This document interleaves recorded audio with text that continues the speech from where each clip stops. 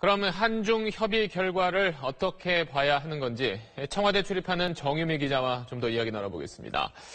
자, 오늘 발표문이 나온 걸 보면은 그동안 어떤 중국의 경제 보복에 대해서는 뭐 중국 측의 어떤 사과나 유감 표명 이런 언급이 하나도 없어요. 근데 결국 사드 갈등이 봉합됐다는 것, 이거 말고는 우리가 얻은 건 어떤 게 있는 건가요? 네, 이 지난 정부에서 추락한 이 한중 관계 신뢰를 좀 회복을 하고 네. 이 대중 관계 정상화에 시동을 걸었다. 이거는 큰 성과라고 할 수 있습니다. 청와대는 우리 입장은 바꾸지 않은 채 중국의 입장 변화를 이끌어냈다. 이렇게 평가를 했습니다. 이 사드 철회에서 꿈쩍도 안 했던 중국이 어찌됐든 이 사드를 철회할 수 없다는 우리의 현실을 인정을 했다는 얘기입니다.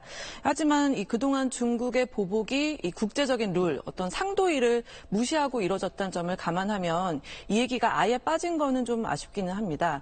이 협상이란 게 상대가 있는 거니까 좀 문제를 풀려면 아무래도 얻고 싶은 걸 다 얻긴 힘든 것 같습니다. 그런 점에서 아까 강경화 장관의 이야기를 제가 들려드리기도 했지만 중국의 어떤 노골적인 안보 관련 요구를 우리가 사실 그대로 좀 받아들인 거 아니냐 이런 얘기도 있는데 뭐 야당에서는 굴욕 외교다 이런 말까지 좀 나오고 있어요.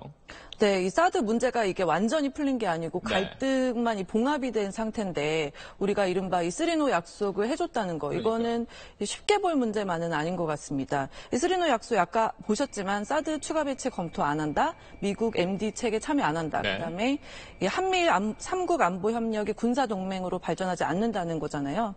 근데 이 북한의 추가 도발을 비롯해서 우리 안보 상황이 어떻게 바뀔지 모르는데 좀 지나치게 많은 약속을 해서 스스로 좀 족쇄를 채운 거다 이런 평가가 분명히 있습니다. 다만 이 부분에 대해서 이 청와대는 기존의 우리 입장에서 바뀐 건 없다 이렇게 설명하고 있습니다. 네, 뭐 일단 정치 외교적으로는 이런 뭐 뒷이야기가 나오고 있지만 일단 갈등이 봉합됐으니까 경제계 우리 업계 쪽에선 그래도 반기는 분위기였어요. 그렇죠. 예, 중국 뭐 진출 기업은 물론이고 관광업계, 항공업계 모두 6허의 귀환을 좀 기대를 하고 있습니다. 평창 동계올림픽 특수까지 겹치면 이 부진 탈출이 좀 빨라질 것 같고요. 하지만 아직 이 교류 재개 상징이라고 할 수 있는 단체 비자를 통한 단체 관광 상품 재개 이건 아직 안 되고 있거든요. 이 분위기는 확인이 되지만 아직 가시적인 움직임은 없고 우리가 느끼기엔 좀 더 시간이 걸릴 것 같습니다. 움츠렸던 시장이 빨리 좀 살아났으면 좋겠네요. 잘 들었습니다.